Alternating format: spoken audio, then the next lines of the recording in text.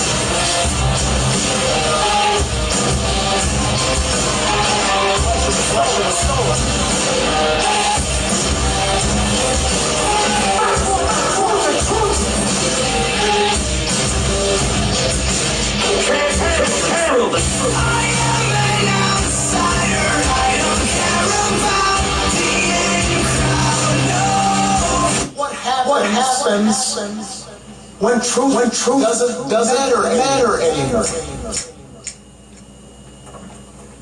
Good morning, everyone. Another episode of The Outsiders, the third episode. Welcome all of our listeners. This is Sean Sims, your host, and I'm with my very gorgeous, eclectic co-host, Kim Banks. Good morning. Kim, this show is going to be an interesting one. We're going to discuss, and congratulations, Wes Moore, the Wes Moore campaign. They ran an excellent campaign. Right out the gate, you had some issues early on in the campaign of, is he from Baltimore, is he not from Baltimore? But it didn't really matter in the end because he was elected the first black, making history, the first black governor of the great state of Maryland. Amen. So congratulations, Wes Moore, and your campaign. And Anthony Brown, also the first black attorney general for the state of Maryland. So killing it. You know, it looks like they were on a roll. Yes. this past general election. And on the show, we're going to be discussing John Fetterman, Pennsylvania, now elect senator, that situation. And we're going to also be talking about the Hogan Scott. It looks like Governor Hogan, who's going out, Wes Moore's coming in, and Mayor Brandon Scott seem to be having their differences in regards to the squeegee initiative. And I'm going to give my opinion on that as well. And we're going to have a special guest, Mr. Pastor. You know, my grandfather got this guy on the radio, his first radio gig years ago. Pastor Alvin Gwynn, of the Leadenhall Baptist Church, and he's also the president of the Interdenominational Ministerial Alliance. So he will be coming on around 11:30 or so, halfway through the show. And Kim, what did you have for the folks out there? You had some information you wanted to go over with. Well, I want to ask you, Sean and Rock, did you know that Baltimore is the center of the universe? No, I did not. Is. I never would have thunk it. And I'll tell you how. How? You've got to tell me how Baltimore, Maryland is the center of the universe. But first, I want to say that on The Outsiders, Sean and I seek to bring our listeners the inside scoop on issues that affect Maryland, specifically Baltimore. And what goes on in the rest of the country, too. Yes. And I have contacts. I have national, international contacts, Kim. Yes. So we get you the inside information. What we don't want to do is focus all of our attention on the negative, but also highlight the beauty, the history, and the promise of Baltimore. Mary Carter Smith, as many native Baltimoreans know, was a legendary educator in Baltimore who graduated from Coppin State College. That's your my alma mater. Yeah. Yes. Go Coppin. And Eagles. used storytelling to teach her Black history students. She founded NABS, or the National Association of Black Storytellers, right here in Baltimore, where the griots pay homage to her, call it the center of the universe. Wow. Mary Sue Smith became the Griot of Maryland in 1991 for the leadership in the West African tradition of sharing stories through poetry, dance, song, and storytelling. She too hosted her own radio show on WEAA. It was called Griot for the Young and the Young at Heart. In celebration of the work that griots across the nation do on behalf of our ancestors, NABS hosted a week-long festival at the Sheraton in the Harbor this past week. I had the pleasure of attending that on the Wednesday night event, where guests were blessed with the introduction of some of Baltimore's hidden jewels, such as Abu, the flute maker, for whom a street is named at the corner of McMeekin and Monroe. He is a talented musician who makes instruments from recycled media. As he played a flute he made from a bicycle and a lamp, a flute from 2 barrels of a shotgun, and a trombone from plumbing. I was reminded when I listened to him play those instruments of Miles Davis. It was a wonderful experience. We heard the inspiring poetry of a growing griot, Anaya Taylor, who was a slam poetry champion, and the growing griot twins, Kendall and Karen Costley, who infused song with music and dance to tell their story. It's a style that bridges the gap in generations. Xavier and Alex Reed of the Event Stream Team Incorporated managed the technology of the event, and we all know how skilled this generation is with technology.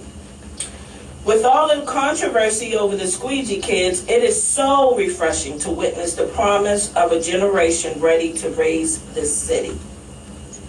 Zala Manala, I hope I'm pronouncing that right, Incorporated, commenced and concluded the event with powerful drumming that evoked praise for our community. Performers and griots, Kay Merrill, Archie Williams, and the lead drummer for the drummers are all colleagues of mine at the Circuit Court for Baltimore City. So I want to make note of that. I want to give a special shout out to them for their wonderful contribution to the event. And also my father, Griot Gordon Surah Parks, chaired the Wednesday night event. Oh, congratulations. And I am proud to have been among them.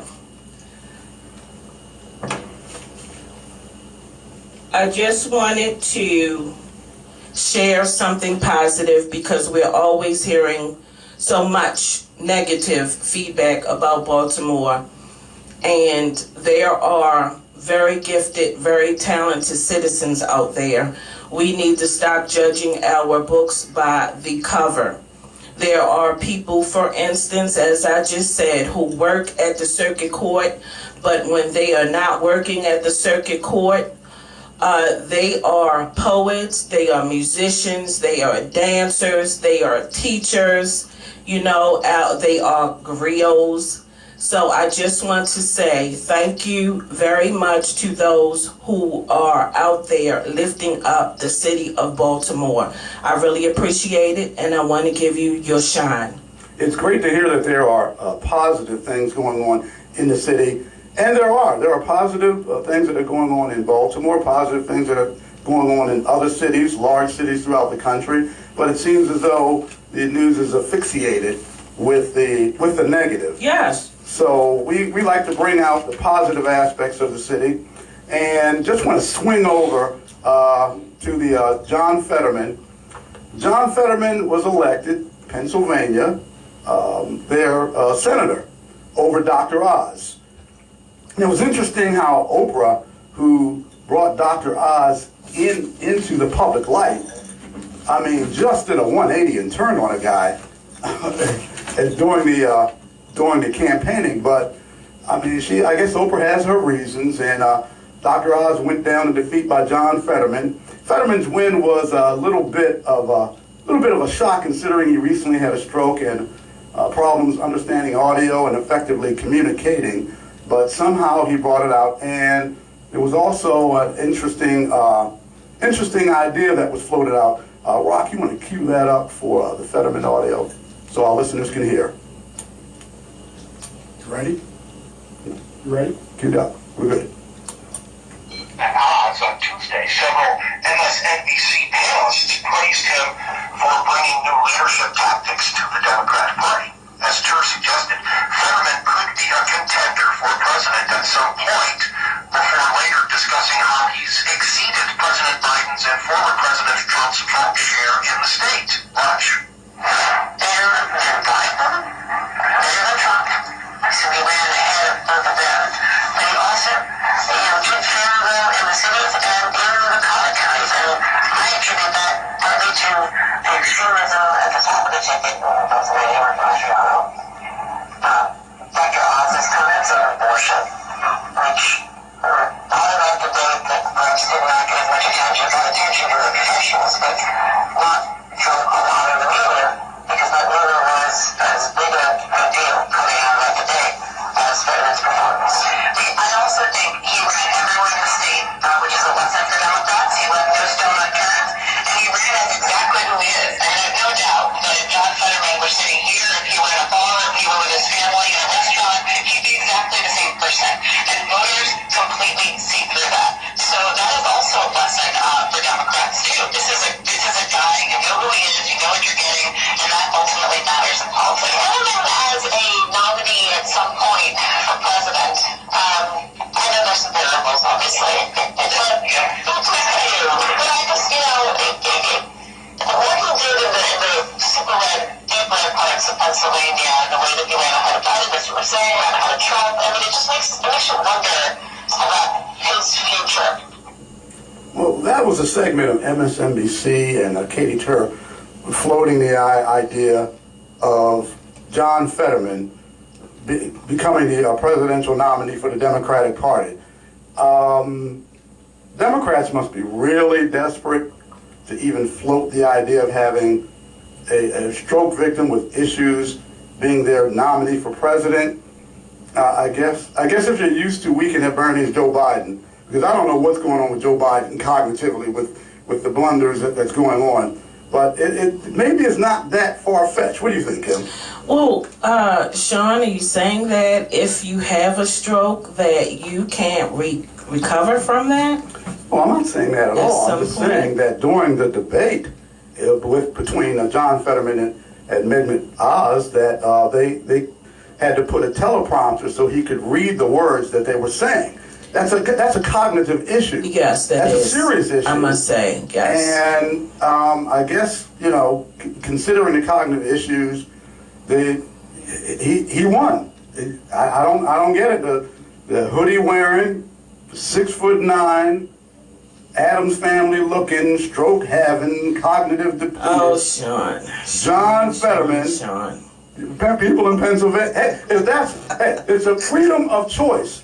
And I believe in a freedom of choice, whoever you want to have as your senator. And if the folks in PA voted for John Fetterman to be their senator, no matter what the issue, no matter of height, weight, no matter of color, racial background, whatever it may be, they have the right to do that. I just thought it was interesting because, you got a situation that's going on there.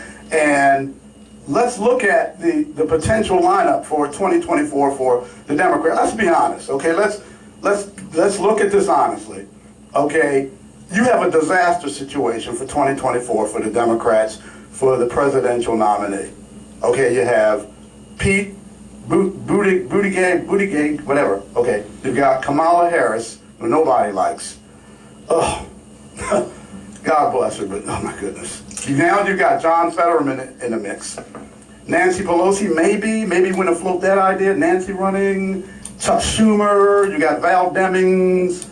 She didn't fare well in Florida. Maybe you want to bring her up. I don't know who else they had. Kim, do you know who else the Democrats could run for the nominee for president in 2024? No, nothing comes to mind. Nothing comes to mind. Nothing. I mean, give it a little thought. Absolutely nothing. Absolutely nothing. No one. No. Okay, well, that's a situation that they have, and floating the idea of John Fetterman because his numbers were, because that's what they're stating, his numbers in Pennsylvania were better than Joe Biden, and Joe got, 81, 82 million votes throughout the country. He got the most votes by any presidential nominee ever in the history. And Donald Trump, who was president prior, Fetterman did actually better than Biden and Trump. So I guess with the math, with Pennsylvania, you figure if he can do better than Biden and Trump, then during the election, 2024, if he's a nominee, he, I guess, subsequently should be able to roll the table with the whole country and be the next president of the United States. So maybe that's the idea they're floating. Rock, what did you think of this? He's sitting over there real quiet. That's our engineer. He's sitting over there real quiet. And you should see the expressions on his face from the comments I'm making. I find that very, very interesting. I already kind of figured that Biden won't get a second term, and our current VP, I don't think she's strong enough of a candidate to become president, but I didn't have a clue who they could possibly want to put in his place. Well, Biden, he's talking about, I'm going to run for 2024, and no one believes it. I mean, no one believes that. I can tell you some. I can believe him that he's going to give it a shot. You believe that? Yeah. You think he physically is able to give it a shot? Maybe he might mentally want to do it, but do you think he, at his age, advanced, and you're talking, he's got 2 more years left, then the presidency, if he wins it, there's another 4 years. So, did you think that's feasible? Yes, I think it's possible that he will give it a shot. Give it a go. Give it a go. See if the old body holds up and he can tug along and take it out. You think he'll get 81 million votes this time around if he does give it a go? I think he's going to have a challenge. And I think that a lot of citizens are looking at just what you said. His physical ability to hang in there and give us what we need him to do. That is going to be something that he will definitely have to get past. Well, if you look at the side of the Republicans for the presidential run in 2024, you've got Trump, and it looks like they're pushing Ron DeSantis, who just crushed Christ in the Florida governor's election, just crushing. So it looks like this could be a pay-per-view setup of monumental proportions. The MAGAs, Trump's MAGAs versus the moderate DeSantis Republicans. Who will win? This is a Vince McMahon dream come true. I just cringed when you mentioned Trump's name. I just cringed. Yeah, I know too. But the facts are the facts. The fact is Trump has a huge following. The fact is DeSantis is extremely popular with his crushing defeat in the Florida governor's race. So you have to take all of that in mind, and it's going to be interesting. But Trump, he has money. I mean, the ratings, he gets the ratings. You can't give the devil his due. And he that's gets those very, ratings. very disappointing. That is very disappointing. I really have to ask, what are people thinking? What are they not seeing? What are they not hearing? I don't know. But you know what? That puts me in mind not to get off of what you're talking about, but I'm still stuck on Xavier Conaway Jr., just missing in action for all of that time. Well, actually, I think you're getting Xavier Conaway Jr. with Frank Conaway Jr., and you melted them together. Xavier Washington / Conaway. I don't think he's a junior. No, I'm not talking about the young man that won clerk of the court. I'm talking about his uncle. Oh, Frank Conaway Jr. What did I say? Xavier. I am so sorry. I am. That must just be. That's. No wonder you brought that Well, up. this is live radio. It's not a podcast where you can make a mistake and okay, redo it Yeah, again. Frank Conaway Jr. folks. I am so sorry. Yes, just missing in action for all that time and was able to still make a comeback. It's crazy. Well, the 40th district delegate, for those who are not from here, we have a 40th district in Baltimore City, and there are 3 seats, delegate seats, with four candidates. And Frank Conaway Jr., who did, to his credit, he did call me back last week. He did call back, left a message, and I tried to call him, get in contact with him again, but people were shocked. When I told my contacts, friends, etc., that Frank Conaway Jr. gave me a phone call, returned a phone call, they were in shock, every single one, because he's been missing, and I guess not in action with the General Assembly, I guess allegedly a very low percentage vote count, 7%, 4% or something. And Doc Cheatham has stated that he hasn't seen him in 2 years, and other candidates who ran during the primary election stated that They were unable to contact them too. they didn't see him campaign at all. Right. Nothing other than the black and yellow Conaway Pittsburgh Steeler. I call them the Pittsburgh Steeler posters. Yeah. Campaign signs. But he got in, no campaigning that anyone could see, and was elected. I don't know, folks. I don't know, the citizens of Baltimore City, maybe you need to look a little bit, just a smidge, harder, just a smidge closer at who's running and who's there for you. Yes. And their voting record, and do they show up? Can you get in contact with them? I think just a smidge, just a little bit more. And not rely on that name. No, the name issue. A lot of people just continue to vote for a name because it's what's familiar. Eddie Murphy did a movie about that called The Distinguished Gentleman. It's the name Jeff Johnson, the name you know.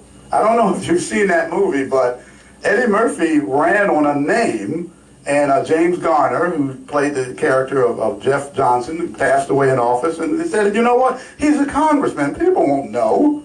I'll just shorten my name, and Jeff Johnson, and Jefferson Johnson, and so on, and I'll just shorten it and just run on the name. And he won and got in the movie. You mentioned that to me before. I still haven't watched the movie, but it was every time you mention it, I say I'm going to find this movie. It was a fairly decent movie.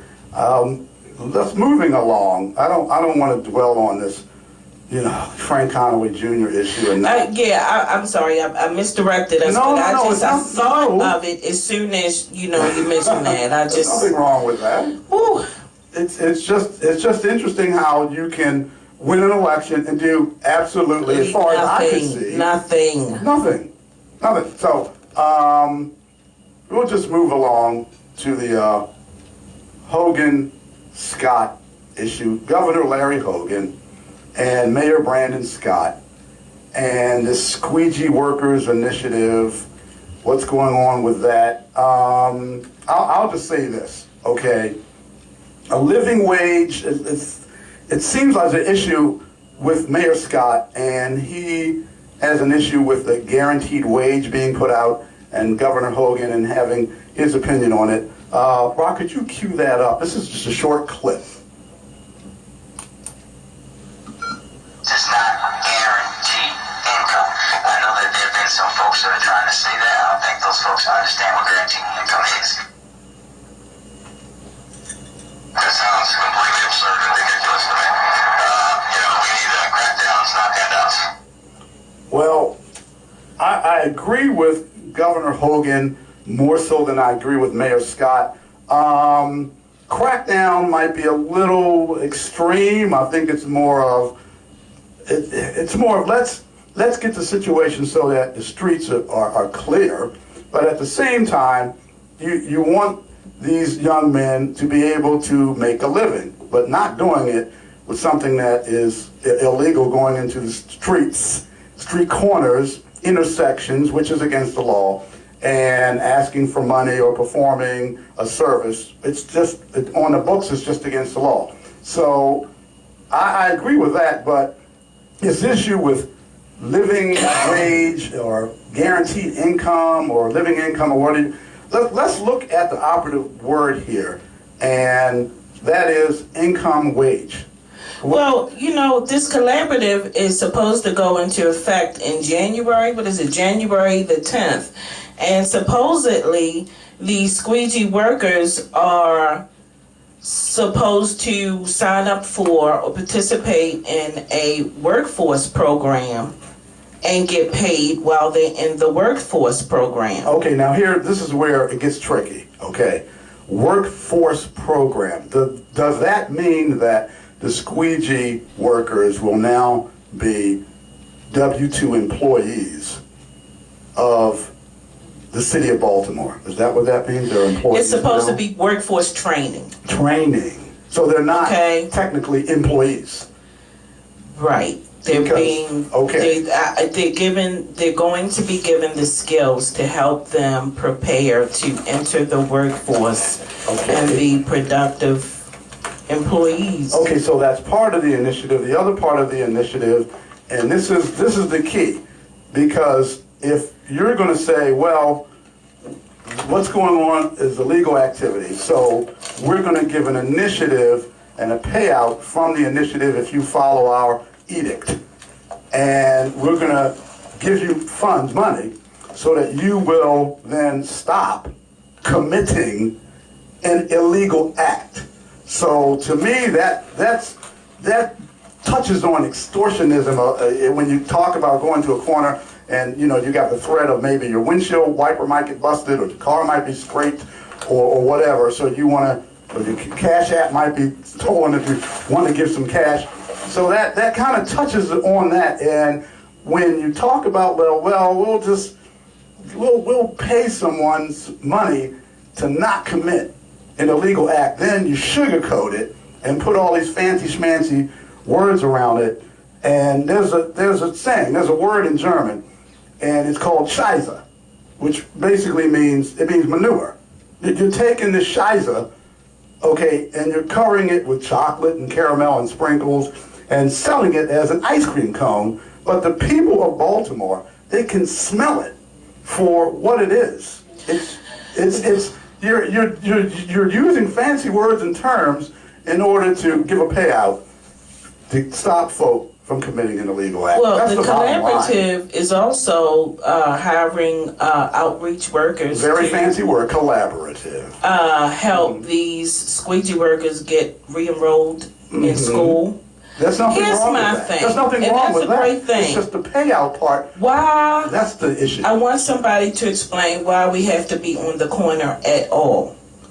And if we're going to pay them to participate in workforce training, why is the corner involved at all? Exactly. It have just a makes program. so much sense to just keep them off the corner. That way the citizens feel safe and the squeegee workers are safe.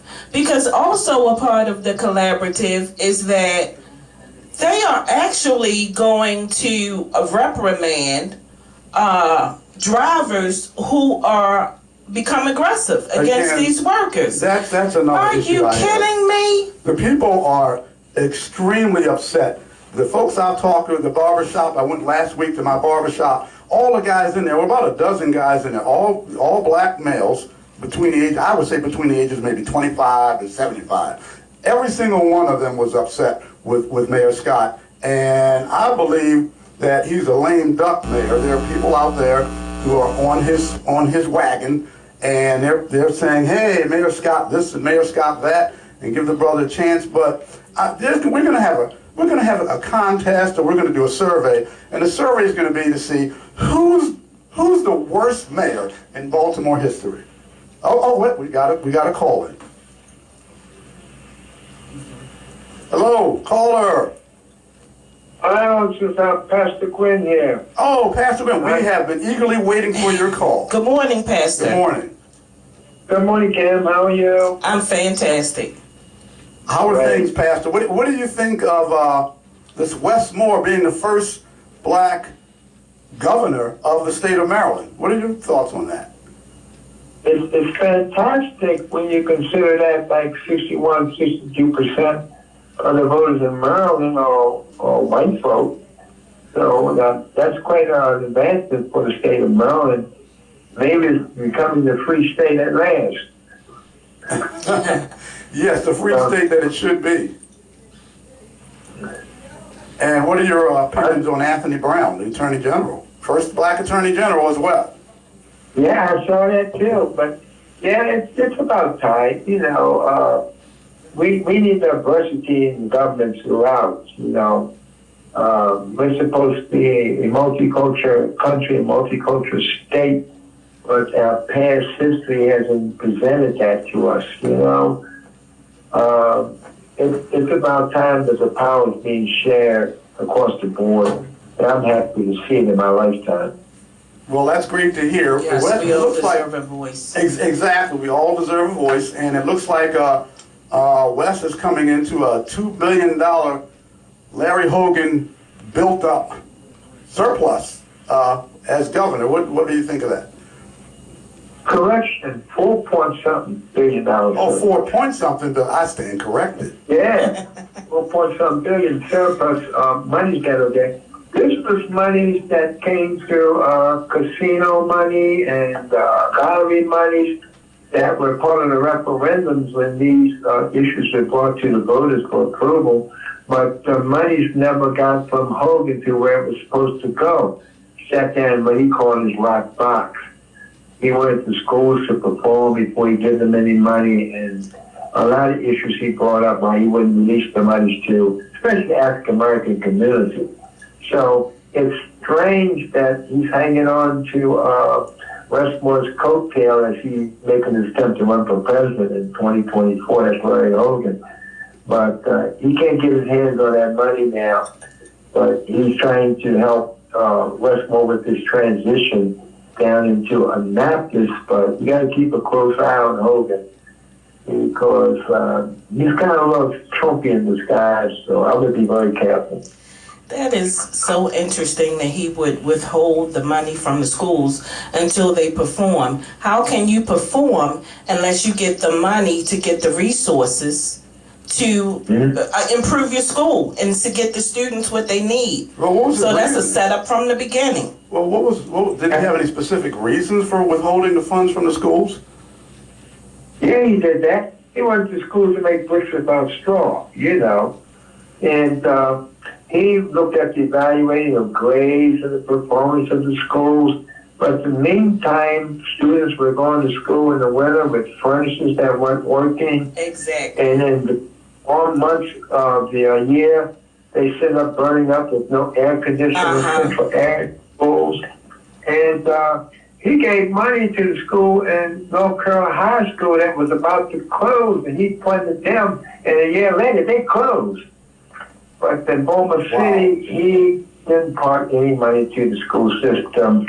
He wanted them to show them that they could produce without any money before he gives them money. Do you think that had anything to do with the ongoing, I guess, feud between himself and Brandon Scott? Maybe he wanted Brandon to, I don't know, step up or step and fetch it. Well, you know, the money comes from the feds to the state to the city. That's how it flows. You follow me? And I don't know what his intention was, but he was very liberal with the white schools in the counties. He gave them money. I mean, it came to the black schools in the city. I mean, you stop and look, we haven't built a whole lot of new schools in Baltimore City for over 40-some plus years. You know, at least Bob Burdick did more for black university schools than what Hogan would ever done. There was Bob Burdick who helped Coppin State out and helped Morgan Sure did. With the construction and expansion. And then he was Republican, Bob Burdick. Yes, Bob Burdick was Republican. Well, he sure did help out the HBCUs. Dwight Pettit and I spoke on that many times when Dwight was actually on one of the boards to assist Bob Ehrlich in doing that. So I was right there in the midst of it when it was going on. I thought it was fantastic. And that was one of Yeah, the reasons I supported him. There's something strange about Larry Hogan, really. We know he was supporting Donald Trump, and then later on, as the term comes near in the second term, he tried to distance himself from Donald Trump. You know what I mean? But the idea that we had that much surplus money just sitting there when black kids across the city were suffering, going to dilapidated buildings and schools and not being well funded, troubles me very much. Yes. Well, with Hogan, he's still in there, so he's still basically in control of those funds. Do you believe that he may maybe earmark the funds to go out to some projects maybe before West gets in, or? The problem, Hogan, is why he couldn't get away with so much, because the Democrats still control the House and the Senate and Annapolis, and they could veto a lot of stuff that he tried to do that would really hurt us. But for those 2 terms that Hogan did serve, he never had control of the Senate and the House and Annapolis, which kind of offset a lot of bad stuff he might have really done to us. But he wants to run for president right now in 2024, so he's going to be kissing up to everybody. Okay, well, that's not going to happen. I'm just going to go out on I will go out on a limb right now. There's the outsiders with the inside information, because there's more. But I'll go on a limb right now and say Larry Hogan will never be, or even come close. Sorry, Larry. Sorry to, dash and crush your dreams, but it's just not going to happen. It's not. Well, you got to remember, he was the head of the governors in the United States, that organization of governors. I'm well aware. But he got nationally known. He was all over CNN because he was head of the Governors Association for America. For all the governors across the country, he was the head of it. Well, that was very nice. So he got a boost from that. He got a boost, but he's going to Not enough. He's going to need a NASA boost. rocket boost to the moon to get him to an to be a nominee for president for the Republican Party. But when you look at what the Republican Party has to pick from to run for president, somebody who could appeal to Democrats and independents and Republicans all alike, they don't have much to pick from to run in 2024, really. There's no personality that stands out in my mind who could, actually win against a Democratic candidate. Well, I don't see it happening. We literally just went over that. We went over the Republicans' potential for the presidency, Trump, and DeSantis, the MAGAs versus the moderate Republicans. And like I said, this is like a Vince McMahon, a dream come true setup with mano a mano, the moderate Republican in Ron DeSantis versus the ultra MAGA, the Trump Republicans, and they battle it out. And I think that's the setup they're going to have. They might throw somebody else in there, maybe a few people in the mix, but I think that's the battle that they have set up. And the Democratic Party and who they have, you got Pete Buttigieg, Kamala Harris. You got a disaster situation there. But what you're really missing is what the news media is not discussing is that Donald Trump, because he's head of the insurrection and was the ringleader of it, he can't run for president in 2024 when you implement the 14th Amendment, Section 3 against him. You understand that amendment that came right after the Civil War that prevented any Confederates from running from federal office is still on the books.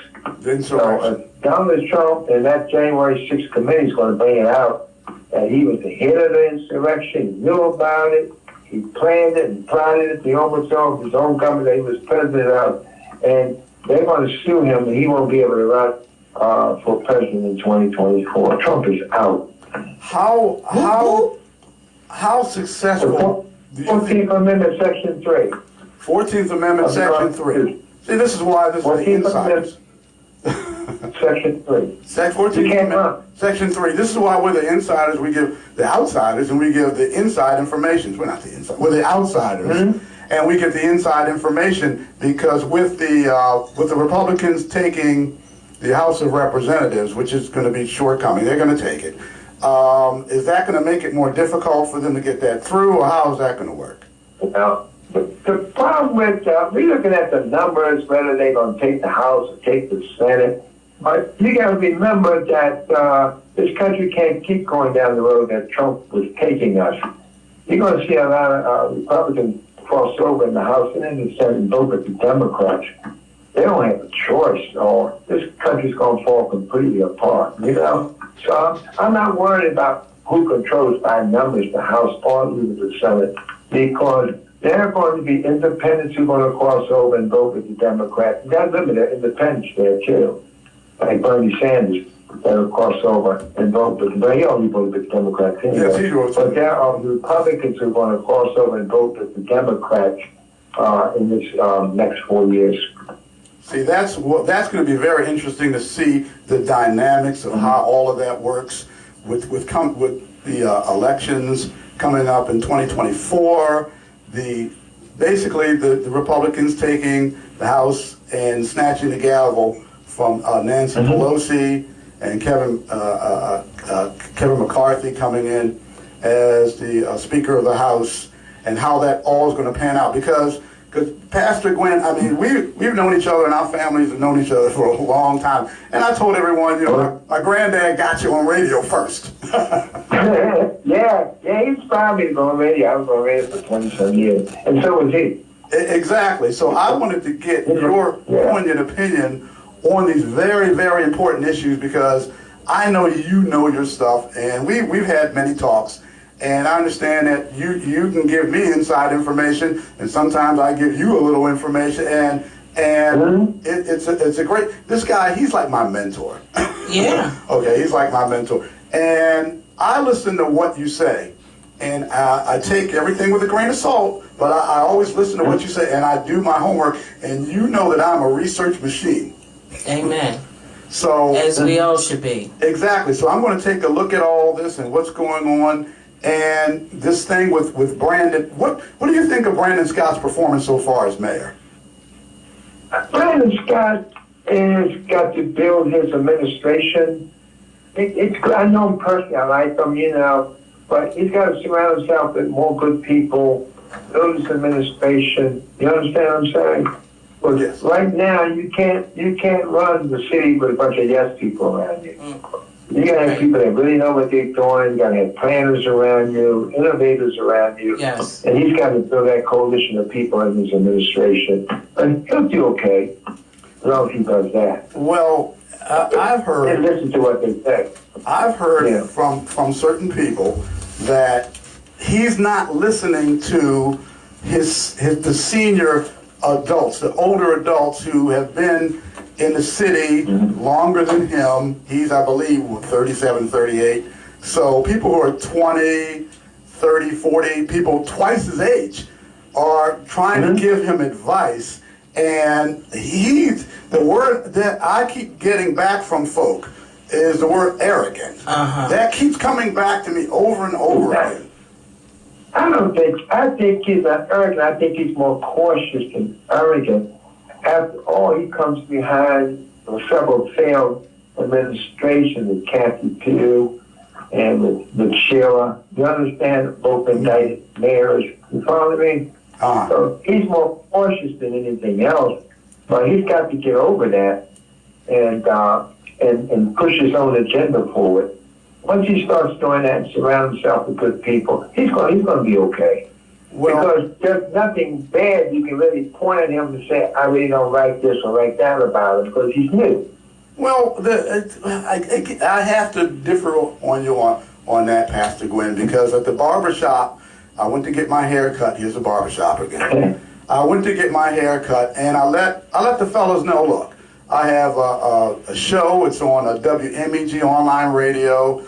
It's called The Outsiders. We give inside information, news. It's a fun show. We poke fun. We're serious. And when we bring people on, our guests, we make sure that it's a respectful. I don't attack anyone who comes on the show as a guest. I want people to say what they feel, what they think, give their opinions, and give me some inside information so that we can get it out to the citizens of not only Baltimore City and Maryland, but to the country and internationally. So that's what the show is about. But when Brandon Scott came up, every single one of these gentlemen between the ages, I say, of 25 to maybe 75.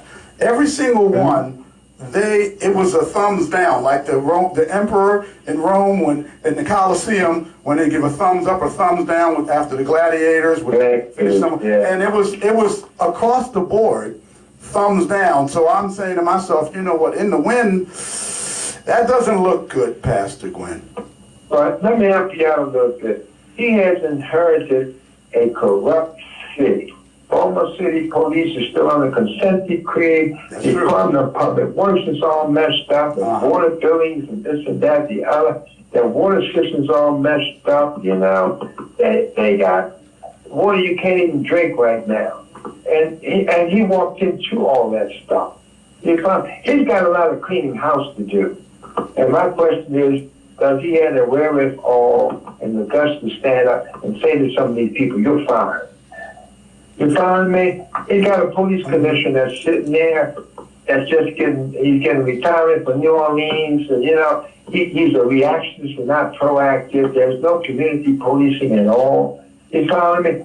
And he just got to man up and say, hey, I got to get somebody else up in here. And the head of these departments, fire these people. I agree. I agree fully. I didn't know he was still getting retirement from New Orleans. Yeah, he gets a retirement. Yeah, he's getting his retirement check and getting paid up here too. And the head of the Department of Public Works getting a great big old salary and ain't on top of nothing. Wow. The police commissioner double dipping. Wow, he got to fire people. Wow. He has to step up though. And what did you think of? Quickly, because we're going to go in just a few minutes, but we can have you a few more minutes. But what do you think of the squeegee initiative?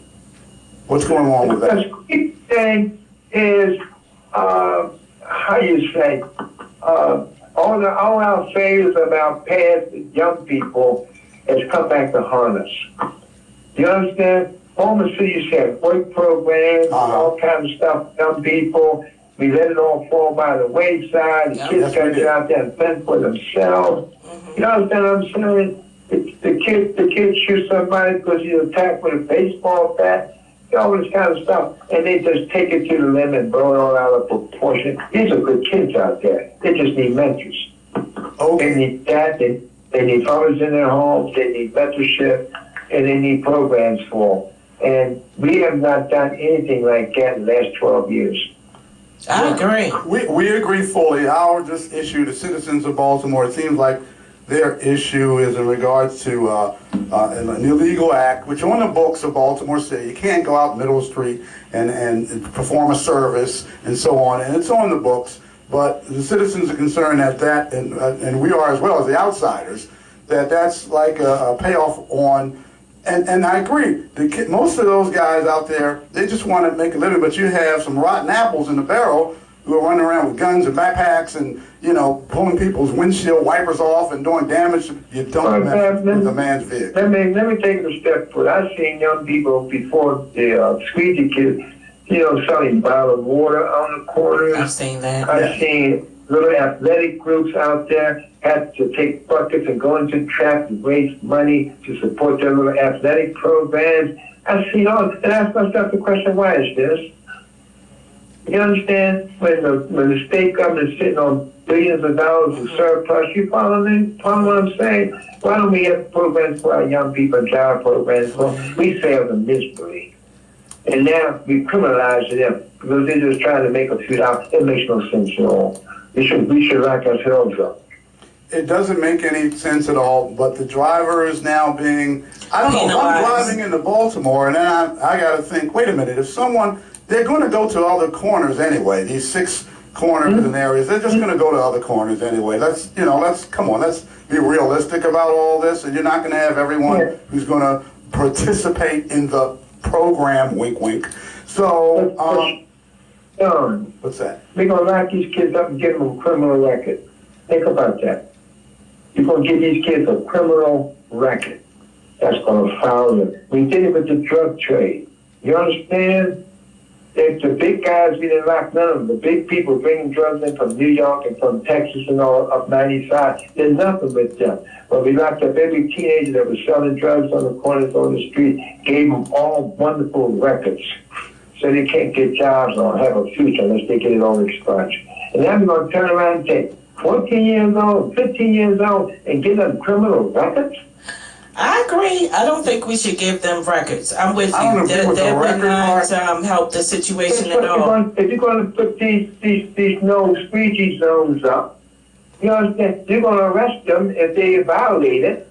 You're going to give them a criminal record, So isn't an that- arrest record. Why not Isn't that make them defeating the perform community service or something as a consequence? But there should be some type of consequence. There should be Why some not type of community service? Something that might inspire them in some way to So the kids, start a business or the white something. guy in the pickup truck, you're going to give him community service? Well, that's another level. You're talking about, killing someone. So we're at another level at that point. Destruction I know. of a I vehicle know. or messing up someone's Stuff car, small, that's bad enough. Stuff smaller than it grows.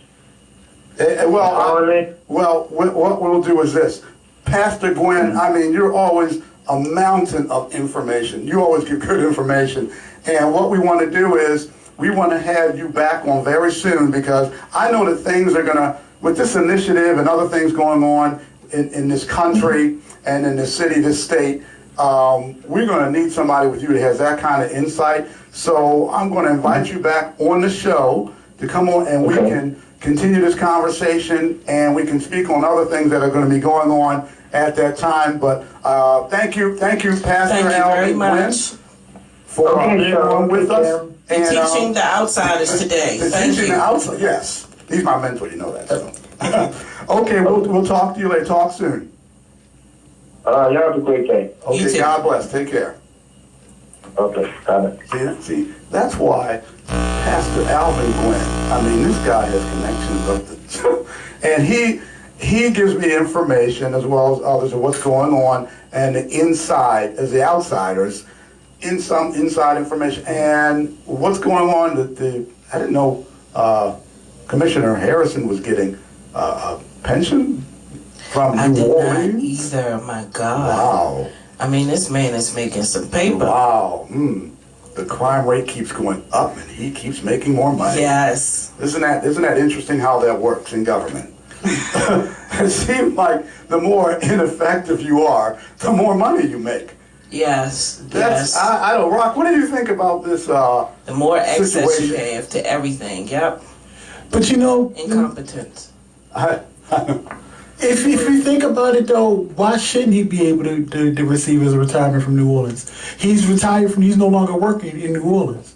I understand that, but then to come to Baltimore and supposedly bring the crime rate down, the mayor said every year to be 15% reduction, didn't happen, okay, and then you have Harrison in there and it's going up. Yeah, so that's I the part. But that's the part that gets me. Yeah. Harrison is not the police officers though. He's the commander in chief. He's the commander in chief. It's almost like we're sitting here now. At the end of the day, when the responsibility comes into WMEG, it has my name on it. But for it to be facilitated and run the way it's supposed to, there's a whole nother scenario of people that needs to make the train run. And yes, I can delegate to those people to tell them what I want the vision is or where we want to go. But at the end of the day, I mean, it's only up to you all to believe in what it is that I want to make it work. So I don't blame the commissioner for the lackluster attitudes of the police officers. I blame him because you're the top. You're the top. It trickles from the top, and that's with Police anything. department, and you gotta perform, bro. I mean, But we had these. a lot of money. He inherited these issues. Yeah, but you can't use that as an excuse. I'm not using it as an excuse. What I'm saying is, for him to not be a Baltimore native, that's one thing. And then for him to inherit the issues that he inherited, he's fighting to lose a battle. He don't have the comrades that someone from Maryland that would have gotten that job would have had. So it's a little bit different. That's what I like about the outsiders and inside information. And what goes on here is because we debate, we talk, we go over the information, and of course we give our opinion. But with Commissioner Harrison, I'm just going to say, when, I'm from the corporate world and a different mindset than the government mindset. And like, for instance, as a mayor, the recall issue, I believe the citizens of Baltimore should stand up and demand that there be a recall so that they're not happy with excuses. When somebody's not performing or they're underperforming horribly or they're doing things that are hurting the citizens of Baltimore, they should be able to be recalled. That should be on the books, and a law should be implemented for a recall. I don't see what is wrong with that. And our politicians can't continue to use that excuse of inheriting a bad situation. You knew what you were getting into when you got into it. And then you made those promises to the citizens knowing that you had inherited a mess. So all of that should have been taken into account. And once a certain amount of time has transpired and you haven't produced, no. Well, that is unacceptable. The world I came from is, if you didn't produce, you were gone. I mean, Mayor Scott, they would have canned him 3 to 6 months in, because they don't say to you, hey, how were things before you got here? We're going to use that to judge your performance right now. That does not happen in the corporate world. I'm letting you know. That does not happen. If you don't get in there and perform, they will can you, period. They don't want to hear any excuse. But government, for whatever reason, when it comes to the government, you can get in and you can always make these big promises. You want to wear the big boy pants? You want to put on the big boy pants? You want to put on the big girl pants? And you want to get in there and make these promises and you can't perform? Then the people should have a right to be able to recall you if you cannot perform and you can't get the job done. Period. And if the people under you are not producing, Rock, I'm with you. I hear what you're saying. Then you need to make some changes. Not you, specifically, but anybody in that position. Exactly. Then you need to restructure your team. You're the leader. They're looking to you for guidance, and you're dependent on them to bring something to the table. And if they are not bringing anything to the table, if that table is bare, you're going to have to rearrange some seats. Exactly. If you can't get the job done, especially, this is what gets me. You have people, before they get into office, make these promises. Like, for example, and I'll keep harping on it because it was done. This is a fact. He promised, Brandon Scott promised to reduce the crime rate by 15% every year. Now, that's 30%. This is the second year, and crime has gone up. If you were in a corporate world and you made promises like that to perform on that level, and you so missed the mark, I mean, wow. They would can you. You would be out looking for another job because you couldn't produce. And then come back and use these excuses and then come up with this initiative, which the people I've been talking to, they very upset. And to come back and then to say, well, this is what we're going to do, and we're helping them, and we got there's other ways to do this other than a payoff to have people stop doing an illegal act, period. And that's what it is. And the mayor has claimed that Alvin Bates, our new state's attorney, is on board with his plan. Well, he needs to come out. The mayor's motto now is earn and learn. Okay? Earn and learn. And the mayor has said, I'll quote, "There is no space between our new state's attorney and me on the issue. Don't try to create it. Don't try to spread this kind of hate and division between two black men. Baltimore is not going to stand for it." Oh, really? What I want to say is Baltimore is also not going to stand for your shenanigans or anyone else's. Everybody needs to rise up and be more proactive about holding all of these politicians accountable for their behavior. I agree. I agree. All of us agree that these politicians that are in office, no one's going to say, well, I don't agree that they should be held accountable or to a higher standard. That's ridiculous. Of course they should be. And that right should be exercised. So we're going to wind down. And next week, don't forget to tune in to The Outsiders with the inside information. I'm your host, Sean Sims. And I'm Kim Banks. And we will see you and hear from you and talk to you next week, 11 a.m. Be blessed. 10, 9, 8, 7, 6, 5, 4, 3. Great job, y'all.